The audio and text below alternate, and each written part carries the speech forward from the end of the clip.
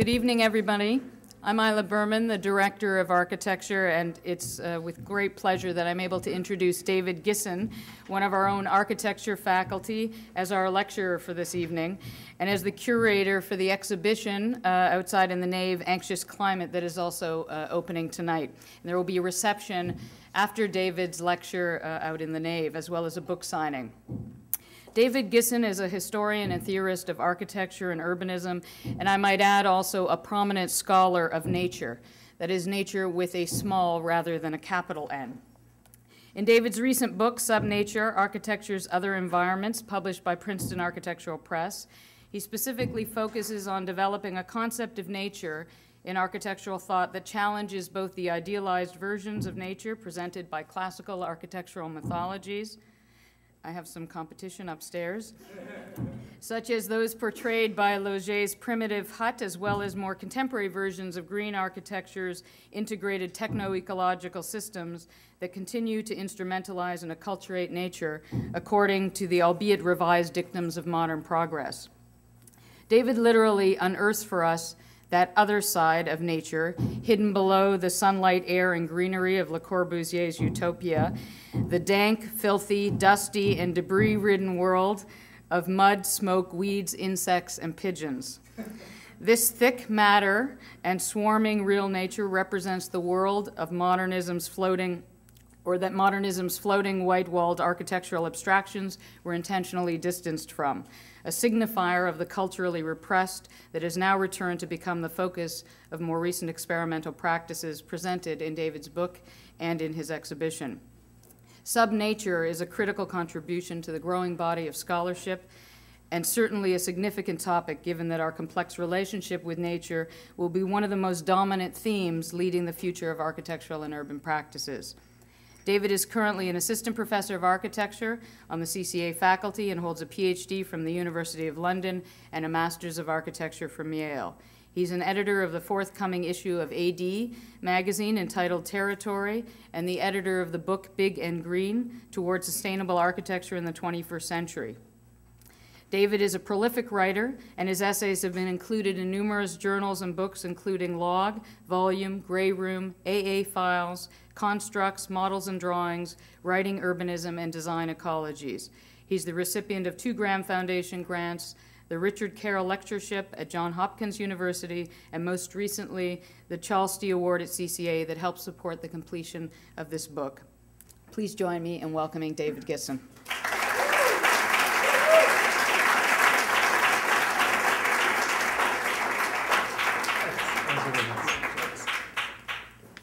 Thank you. Thanks, Isla. That was a great introduction and one of the best synopses of the book. In fact, I wish I had written that myself. That was pretty amazing. Thanks for that. I want to thank Isla for being instrumental in bringing the exhibition Anxious Climate to CCA. And I also need to thank a few other people before I share some thoughts with you about the exhibition and this book, Subnature. Andrew Cudless was key in arranging for funding to pay for the shipping of the exhibition from its previous venue at the University of Minneapolis in Minnesota. Thomas Landry coordinated so many different aspects of the exhibition and the evening. I owe him a great deal of gratitude. And Justin Mason, a former student of mine who helped install the exhibition with me, which was excellent and made the model bases. And then finally, Isla mentioned the Chalsty Aesthetic and Philosophy Initiative, and the book Subnature really wouldn't be possible without the money they provided to pay for the image rights, which were considerable for a book that had over 125 illustrations. So I'm very grateful that CCA supports this kind of more experimental type of architectural historical work. So this evening, I'm going to talk a bit about the exhibition, a little bit more about the book, but I thought I would provide something of an introduction to both by having us all look at this image here. A man looking at smog in LA in 1979. And what I like about this image, which is different than many of the images we see of environmental denigration, and you are all architects, and so you have seen a lot of lectures by environmentalist architects, and I'm sure you've seen a lot of images of environmental denigration. but what I like about this image is that we see someone much like ourself considering environmental denigration. For me, looking at this image enables me to step back and realize we live at a time in which the reflection upon an environment that appears to be collapsing around us is a large aspect of the consciousness of our particular time. It's one of the key types of thought that I would say circulates in contemporary newspapers, blogs, within lectures as well, within media, this consideration of environmental denigration. The image also lets us step back and consider the unease that many of us experience when we witness these contemporary transformations. I could show you so many more images that you've all seen: melting ice, swimming polar bears, children unfortunately living in trash-strewn environments. We've seen all these things many times. But there's something about this image also that for us in this room who are architects and architectural thinkers and writers presents other challenges. If we imagine this person as an architect, we might consider how he's found himself in a time in which the architectural response to environmental denigration will soon be discussed in virtually every professional and academic setting. In the past 25 years, since the time of this image, we've wondered how our profession should respond to this industrial late modern world. What should we build? How should we build? Or should we build at all? The environmental discussion really reaches into just about everything we think and do these days. Now, one of the key features of contemporary environmental thought is the idea that we've entered a new phase, that this sense, this viewing of this world and our response to it have somehow given us a new type of, a new psychology, a new mandate in dealing with late modern industrialization. But I think there's something about this that's not actually true. When we consider the contemporary pressures on the environment, we're really engaging in one of the key features of modern architectural thought. And if I just show you a few historical images, one of the things that I've come to realize is that the reflection on an environment that is in decay and collapse is really one of the key concepts within modern architecture, just as we understand modern architecture and the modern architect. The modern architectural theorist is someone who considers ideas such as space, structure, or form. One of the things that I found in my research is that a modern architect is also someone who considers this type of landscape. And this consideration of environmental denigration, as I think is the best way to describe it, begins with modern industrialization and modern architecture itself. This is an image, a caricature of the smoky Midlands of the English countryside, which were some of the first towns to industrialize in the mid-19th century.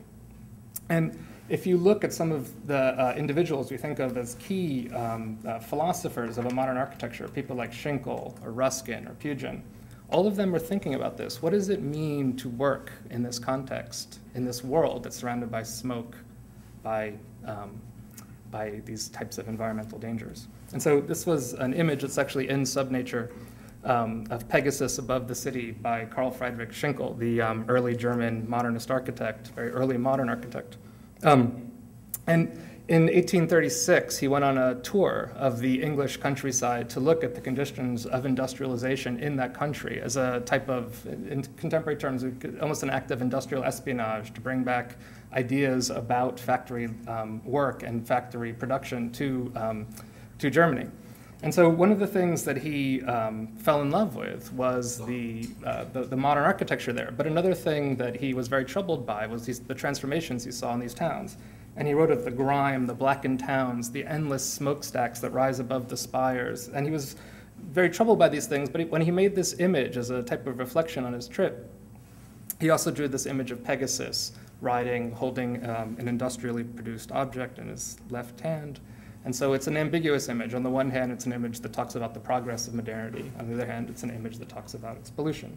Now, an image that's probably much more well-known to many of you in here is by A.W.N. Pugin, his drawing of industrial town in England. And Pugin also was very troubled by what he saw as of the type of smoke and the industry and the way this was taking over the English Midlands. But he was also troubled by the more general banality of the environment that industrialization and capitalism brought about in the English countryside. So here we not only see factories and smoke, but we also see a panopticon prison and this decaying Gothic church that is dear to his heart. Now, Pugin was a devout Catholic.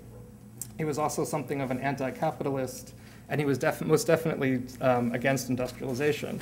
And in this drawing, this contrast that he made, he thought rather than this modern world here, he wanted to go back to this pre-modern world here, a world of medieval life, of pre-industry, a world of community and agrarian sentiments. And so while this image might seem a bit distant to us, many of the ideas within this image carry through hundreds of years later into ideas that Frank Lloyd Wright developed in terms of considering an escape from industry and a return to some type of organic totality that was out of the cities that he too thought were vile, both in terms of their culture and in terms of their atmosphere. And very much, I think, some of these pre-modern sentiments continue to the present. Now, when we talk about the present and we talk about this type of contrast, we have new types of contrasts in our age.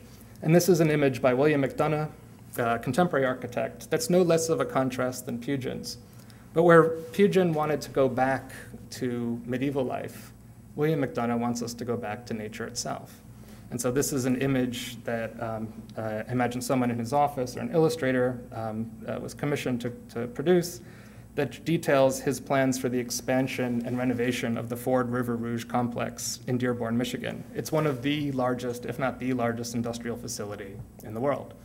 And so here we see an image in which factories become covered with greenery, in which windmills and solar cells are actively generating energy.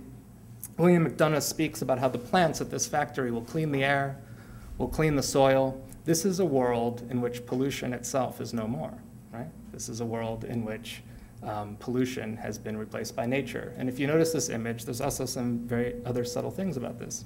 Now, the works of industry and these factories are nestled within the heart of nature itself, as the surroundings of this factory are represented in very sylvan and Edenic qualities. Now, this project is something of a masterwork, a masterpiece, one might argue, of green thought and green design. It is. In fact, its concepts and its technologies are really inarguably decent, okay, in the sense that who can argue against a vision like this, all right? And my point tonight is not to tear this down and say that green architecture is bad. That's not the point here. There are things here that I think are a bit beyond debate in terms of certain types of technologies and certain type of desires. But what I do think, and I have thought about a lot, having written about work like this 7 or 8 years ago in projects such as Big and Green, what I do think is how can we exceed this? And also, more importantly, in light of the historical examples that I gave you, how can we make work that acknowledges the fact that the reflection itself on environmental collapse is a key feature of our age? How can that be built into architecture? Some of the things that I wonder about when looking at this image and trying to exceed it, can we incorporate the concepts of more natural architecture into something we might term a more critical and self-reflective architecture? In other words, how can we do what this project does? How can we remediate environmental denigration while understanding the historical and contemporary complexities of our own efforts and of the sites within we work? And then, so ultimately, what I hope for is how can we develop an architectural theory that acknowledges one of the key features of our consciousness as modern subjects, that we think and we ponder about environmental collapse. And if I was to sum up the two projects that I want to describe to you tonight, Anxious Climate and Subnature, I would think that's it, that I'm looking for a theory or an approach in which the architect acknowledges that this is something we do as modern people, that we think, particularly in our age, that we think about an environment that appears to be out of control, and how do we engage with people at that mental level. I really appreciate McDonough's work, but I would argue where he engages with us metabolically. He wants to clean the air, he wants to clean our soil, right? How can we engage through environmentalism with people as intellectual subjects as well? So, two projects that I'll talk about this evening, Anxious Climate and Subnature, begin to provide some frameworks within which we might consider these possibilities. Now, I'm not going to be bombastic and say that these are the answer to these issues, because these are huge problems and huge issues. But I think there's something that I see in the contemporary work in Anxious Climate, and there's something about the historical project of Subnature and some of its contemporary work that offers some clues and some possibilities. Now, this exhibition I curated in 2005 while I was teaching at Penn State University. And what I was interested in was gathering some architects that I thought were doing very interesting critical work on the environment. 09 from Madrid, Philippe Ram from Lausanne and Paris, and Aaron Saïd, it's in French it's pronounced Heresy, from Paris, who are all doing very unusual work with nature, working with nature in unusual ways, but also offered some possibilities that seemed outside the frameworks of what we consider green design. Now, all of them deal with the environment with a great deal of complexity. And I'll show you just 2 or 3 projects to give you some sense of their approach. And of course, it's all outside, so there's no reason to get into it too much in depth. This is a project for Ames, Iowa, by the firm 09 called the Magic Mountain. Now, what is this project? In 2004, they entered a competition to create a facade for a power plant in Ames, Iowa, a large power plant facility, not unlike the kind of building that we saw at River Rouge, okay? And so they're asked to make some type of facade for it to help bring this thing into the character of the town, which is probably something of an impossible task. So rather than develop a facade that would somehow mask the plant or mitigate the plant visually, so to speak, they decided to bring nature into this power plant, but nature in such a way that makes us think about what pollution is, what nature is, and their ambiguity in our day and age. Let's be honest, that nature is something that can heal in the sense of that image of River Rouge, but we live in an era in which we have to deal with things like algae blooms and other forms of nature that appear as pollutants themselves. So nature's role as the good is not entirely clear. So in their proposal, they developed this wire mesh mass, this is a maquette of the project, in which they proposed to gather up the entire facade of wire mesh that would surround the power plant, a series of weeds and honeysuckle rose plants that would climb up the entire facility, be watered through an irrigation system, and would in a sense turn this monstrosity, this power plant in the city, into another kind of monstrosity, but a monstrosity that was a natural monstrosity, okay? And so they imagine this thing, in a sense, as it grows and as it flowers, that it will scatter pollution in the surrounding townscape. And in a sense, it replaces the pollution of smoke with the pollution of nature. But this is a pollution that smells good. It's beautiful. And we'll watch flowers, roses, insects, birds, but it makes us question what pollution is in our time. It's a difficult project, and one imagines, of course, if this would be built, that, well, it would be quite controversial, of course. Anyway, but interesting nonetheless, and really makes me question these lines between nature and something we might term pollution. Now, a somewhat more disturbing, but I think equally thoughtful project, if you can really see what's afoot in it, is the BMU or tower, or the Dusty Relief Tower by R. Saïd in Bangkok, Thailand. Now, I know several of you in this room know this project, but I'd like to explain it in a way that I think might be a little different than how you've heard explained before. So this is a proposal for an art gallery, cafe, I think a 4 or 5 story building. I have to look at the slide to be quite sure.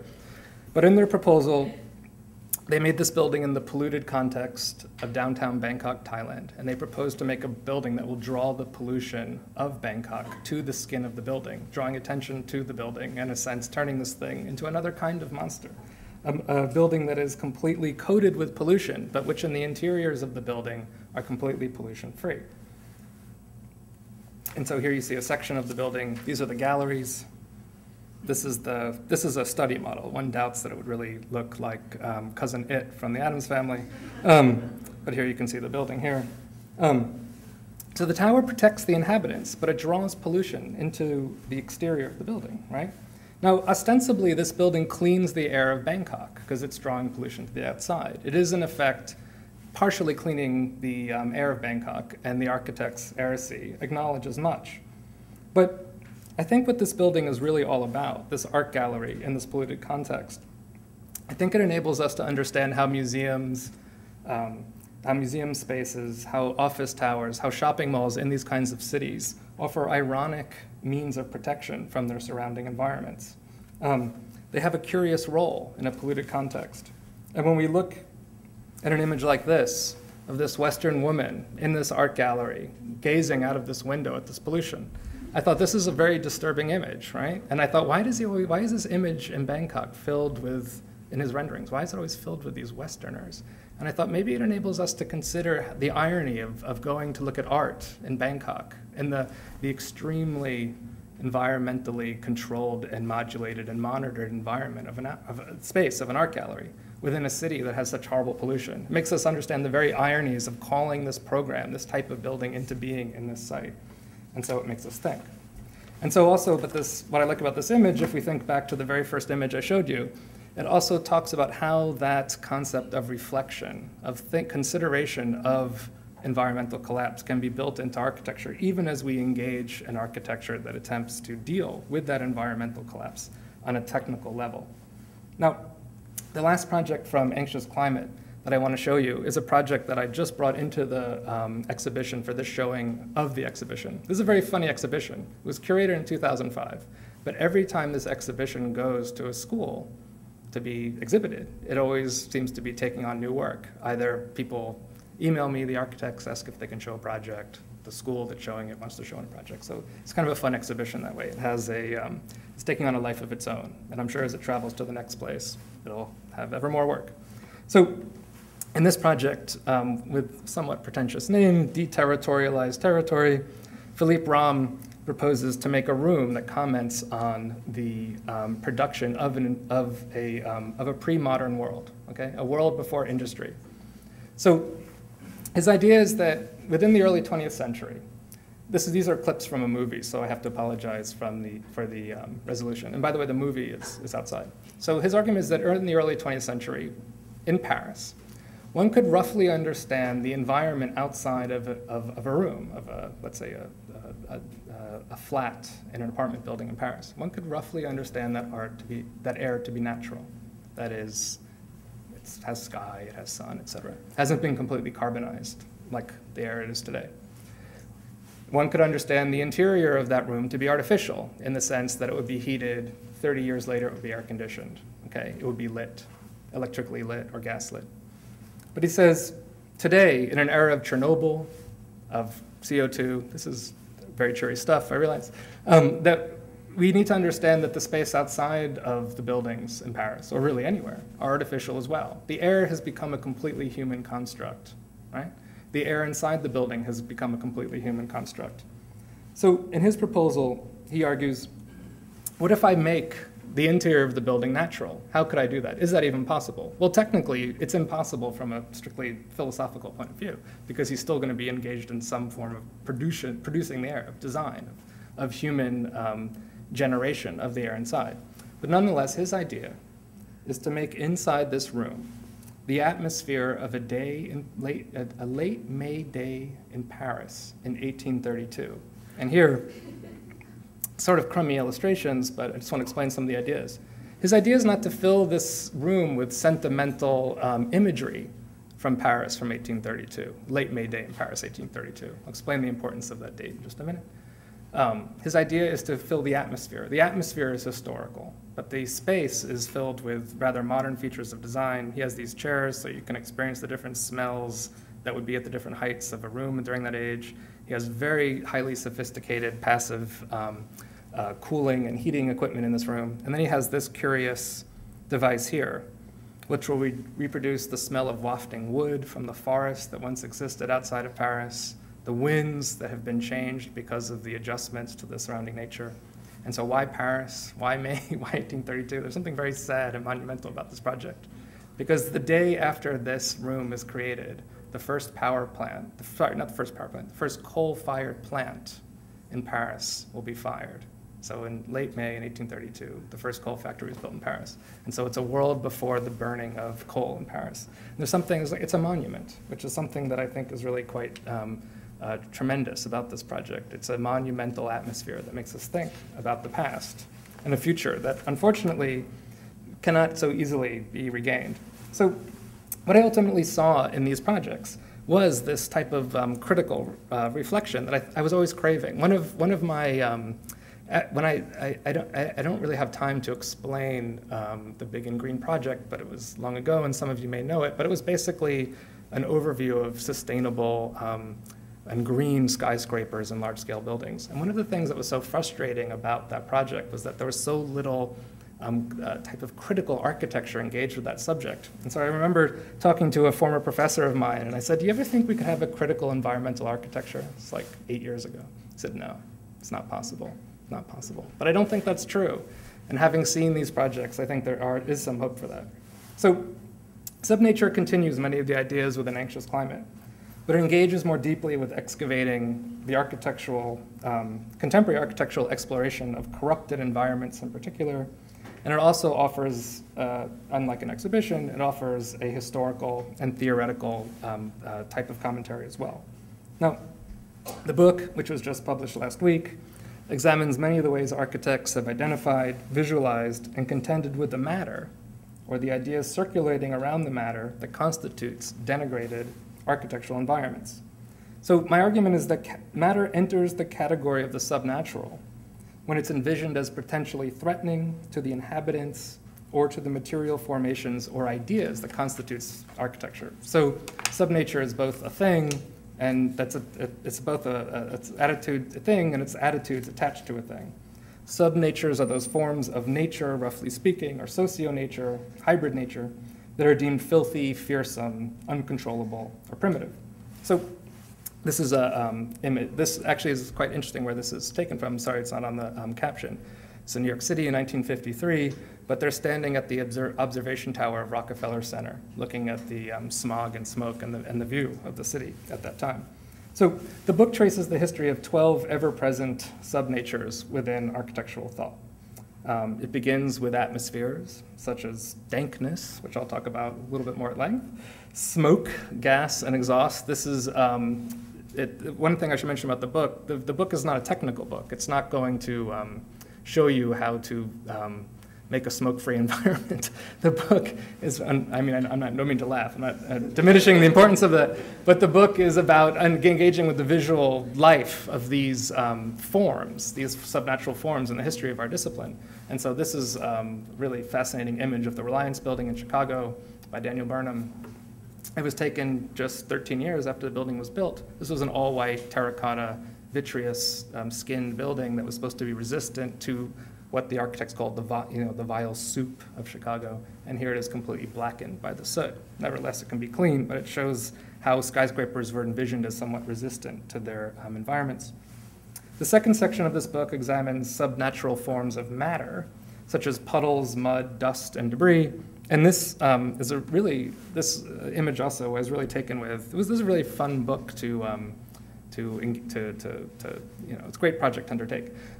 This is actually from an architectural history book, a book that probably some of you in the room read when you were architecture students, but nobody really reads as much anymore, Leonardo Benevolo's History of Architecture.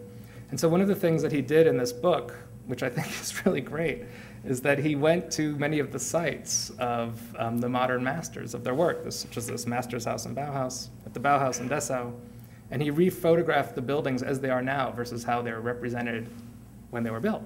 And so what he discovered was the way that they're sort of lost in the mental lives of their current communities, but also the way that they're overrun with weeds and puddles. And his point was not to say that modern architecture was bad, but he wanted to show how these modern buildings had a certain kind of relationship to their surroundings, and also provide a certain kind of realism, so that what's interesting about showing them as a state of decay is they actually are very fresh in our minds as objects versus this frozen architectural image with a perfect sky from, let's say, the late 20s or early 30s. There's many contemporary projects in the book, and just to fast forward, to move forward quite quickly, but that are no less dealing with representational issues. The final section of the book, which I think is in some ways was the most complicated for me, examines things that are regarded as subnatural life, various urban but also agricultural nuisances and pests, such as weeds, insects, pigeons, And so this is, actually the pigeons were quite interesting in the end. This is a image from Miranda Lash, which is often seen, this image of a swarming, peeling, flying a map of pigeons in the city is a very, I think, I don't know if the word important quite captures it because they're such young architects, but is an influential image in a lot of generative and vitalist contemporary architectural forms of thinking. But what I also think is important to see in some of Miranda Lash's early projects is their constant engagement with forms of nature that are somewhat lesser or denigrated. And so here they're capturing the pigeons as something that might be a serious object of study, but also commenting on their ubiquity in the city and marveling at their beautiful patterns. And if you look at the book, you realize this is a complete trope of modernism. The architects and artists are completely fascinated by pigeons in cities because they represent a completely free and cosmopolitan nature. They're not eaten, they're not put to use, they're just expression of life. And so one of the the very last chapter deals with the crowds and the ways that various architects, engineers, and architectural thinkers have envisioned the exhalations, to use a 19th century word, of crowds as potentially threatening. And so I've looked at so many images of pictures of people, just bizarre images of people trying to draw what comes out of our mouths as we breathe from the 19th century. Some really fascinating but creepy stuff. This is by Omar Khan, who this is his open columns project that he imagines for a sort of crowded hall in which he's continuing this tradition, I would say, and he's playing with these swirls of carbon dioxide that he's imagined are created by aggregations of people and trying to pull people in such a way that he can diminish these things. Here's the table of contents. And if you asked me 5 years ago if I would ever write a table of contents with pigeons, weeds, dust, and puddles in it, I would have thought you were nuts. We're just looking at this the other day and thinking this looks like a failed building inspector's report, right? Which, of course, is the point. And so each of the chapters provides a history of the complex ways architecture engages with these things, both physically and as ideas. Each chapter concludes with an overview of how these things appear in the most contemporary work. And again, the book is illustrated to give you a sense of the visual life of these things in our discipline. And so I thought, just with the time that I have, I would introduce you just to a few of the ideas in the chapters. I'm looking, it's 7:45. Maybe I'll just show you one of the chapters, which was really enjoyable to research. This is the first image from a chapter on dankness. Okay, now, why dankness? And this is also the very first chapter in the book. 1 second. If you read, if you're a student, like I and many of my colleagues are, of architectural theory, you realize that dankness is sort of the primordial pollutant, okay? If you read Logier, well, I don't need to recite the names, okay. But if you read a variety of early modern architectural thought, there's a great deal of reflection on how caves and the environment of caves, particularly their dankness, their cold or tepid, dark, humid environments, are somehow an inferior atmosphere that architecture will replace. That building activity itself will bring society out of its given means of habitation, caves, and provide a more suitable atmosphere for human society and life, okay? Now, you can see this in so many different forms of writing. It's a denigrated form of environment. Now, what's interesting about this image by Philibert Delorme, a early French classical architect, is that he makes an allegory of the cave as both a kind of nature that, or a sub-nature that one must emerge out of to have architecture, but also that architecture is a profession itself that involves leaving the cave. This has obvious roots in certain kinds of Platonic thought. But what does the architect go towards? The architect leaves the denigrated atmosphere of the cave for the palm of knowledge, okay?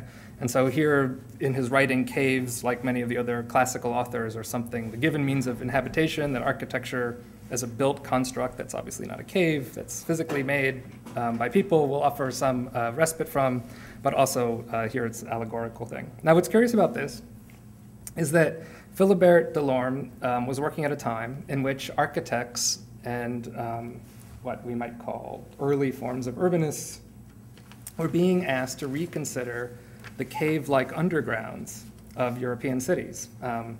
And he was operating in Paris. This is an image of an Italian sewer, but he was operating in Paris. And one of the things Philibert Delorme was asked to do, which was sort of, should be on Dirtiest Jobs on TV, he was asked to explore the sewers of Paris by the French king Henry II. Okay, this is one of the first sort of modern explorations of the sewers to figure out a way to rationalize them. And there's a great passage in Victor Hugo's Les Miserables when he fictionalizes what this must have been like for Delorme. And he writes about the disgusting nature and the slime and how they went forward 300 yards but were repulsed by the disgust and had to leave the sewers, the job undone. And so many years later, architects began to explore the sewers and to figure out a way to rationalize them, which in this context means to mitigate their dank atmosphere. And so this is one of, well, it is in fact the first street section showing houses, a sewer, wastewater going from houses into sewers. It's a rather famous image from architectural thought. But it also shows how the undergrounds of cities were being rationalized and how dankness, always present, was somehow architects were attempting to try to figure out a way to mitigate it, to engage the city with a more healthful future. And so here, just to point out a few things, here you see the sewer. Obviously, this image is about types of urban flow with its curved streets. It's open to let air and light into the sewer space. Of course, all of this will actually be realized when George Haussmann and his crews will completely rebuild both the underground and above ground of Paris. And to this day, you can tour the sewers of Paris and see the work that was done to rationalize these things, to bring light and air to these dank spaces. And so within architectural thought proper, we also see another kind of rationalization of the underground. This is a section, two sections, a cartoon, as it is, that was drawn by Le Corbusier, which shows a traditional masonry construction system and his modern concrete structural system here. And one of the things he wrote about was the mediocrity of the spaces of traditional forms of construction, both in Paris and the countryside. And in particular, he said the basement. The basement is the most mediocre of spaces with its atmosphere. So there's all this talk. It's wet, it's cold, it's dark. And so he replaces these things with open vegetation, open air, vegetation on the roof, light and air, and he says, quite proudly, with my construction system, I leave the ground intact. So not to touch architecture. And so, of course, we know that modernity brought us, in architecture, brings us all these wonderful concepts and spatial ideas and ideas about form and structure, et cetera. But we also have to acknowledge that modernity also has, in some cases, resulted in a banalization of the environment itself. And so, within post-war architectural thought and even spatial philosophy, Gaston Bachelard and his Poetics of Space book comes to mind, there's in a sense a kind of recovery of this underground space. How can we rethink what we've lost with modernity? We've lost some things. We lose a certain sense of tradition and community, but there's certain kinds of atmospheres that get lost with the rationalization of buildings. How can we bring dankness back? As if that is a project in itself, okay? And if you've read the Poetics of Space, which is one of those books I don't think we give to students anymore, it actually has some terrific chapters that talk about the atmosphere of basements and how interesting they are. So one of the architects who was in Anxious Climate, who's working with this and trying to recover this dankness as both a thing that's an experience that's lost and as a historical entity, is Philippe Braham. These are his underground houses that are designed for a French countryside I think about 60 miles south of Paris, 100 miles south of Paris, in Vassivière. And what he proposes is what he calls, this is his quote, a building that is in profound relationship to its soil. And so what he proposes is nestling a small single-family house into the earth. He designed like 12 or 15 of these for this site, in which there's a large underground chamber, in which the entire house is almost basement, okay? And he says he opens up this strange new zone in the house. And so he imagines taking this space, this earth, and he says this earthy taste that will be in your mouth, and bringing it into the rooms of the home, right? So if you've ever been in a country house, you've probably experienced these things. And so it's both a project that if I need to mention that, is about a certain kind of passive cooling, okay, passive ventilation, but that's not what's important here. The important here is the kind of historical recovery he's trying to engage with this project. Here you see this atmospheric image of these things set along the countryside. Here you see a technical diagram explaining how these space could be warmed or cooled and the way the air flows through it. And then here in this image that I think is really interesting, we see this underground space itself as a kind of experience that's been brought back. Now, in the interest of time, because I do want to get out there at 8 o'clock when our empanadas and appetizers arrive, okay?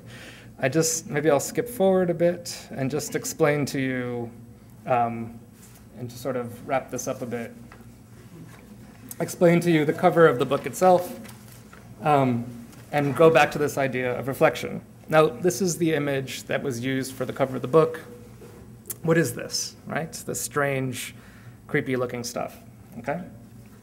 This is from a project by Jorge Otero Pelos called The Ethics of Dust that was done in Bolzano, Italy. And I'll explain what this is. Some of you who in this room know this project, but many of you probably don't. So in 2008, Jorge was asked to clean the interior of this factory in Bolzano, Italy, so that it could be used for the staging of art, all right? And so this is an old factory space, like River Rouge, except that it's not in operation. It's being turned into a sort of space for a post-industrial economy. And so he was asked to clean this space. So he proposed to clean this space, but to bring the dust into a new type of life of its own. And so one of the things that I really love about this project was that Jorge was inspired by the idea for this project by reading John Ruskin. And John Ruskin wrote that as much as Ruskin hated the kind of industrialization that was happening in the Midlands of England, he really hated the idea of cleaning buildings, okay? So here's someone who's railing against smoke, like Pugin or Schinkel. Okay? He hates the smoky environment, but he thinks to remove it, to completely erase it, is to deny the history of the things that happened there, which is a pretty tremendous thought for the mid-19th century. So Jorge used this this technique that's used in historical preservation, in which latex is painted on the surface of walls and then it's ripped off. It's like a really bad bikini waxing or something of a building. And so generally these things are thrown away, okay? And so instead he decides to hang them on the very scaffold himself that he was using to do the cleaning, and so that people will come look at this pollution and think about the past of this space. And what I think is pretty great about this project is that many people, many urban thinkers write about and lament the loss of industrial spaces to post-industrialization. We're losing memories, we lose history, we are losing work, okay? And what I think is great about this space is that he makes you think about the very labor that used to occur in this space where art is being hung, and he makes you think that people worked there. And this was a space that had a certain kind of environment, an atmosphere, environment of industry that he's maintained to keep. And so it was really great to, and very consciously thought to put that on the cover of the book, because I think that really sums up the concepts of this book and what it's all about. Is how do we retain this stuff? How do we reflect on it? But how do we do so in a way that's not ridiculous and irresponsible, right? It's not about like some kind of post-apocalyptic vision of the world. It's about engaging in things like cleaning, like remediation, but it's about maintaining the history of these things as we go about that effort. So anyway, that gives you a snapshot of the book and the exhibition. And so I think Isla also wanted me to mention before we do a few questions that we're going to have, to remind you, that we'll have some food served outside, an exhibition opening, and book signings. And so thank you very much. Yeah.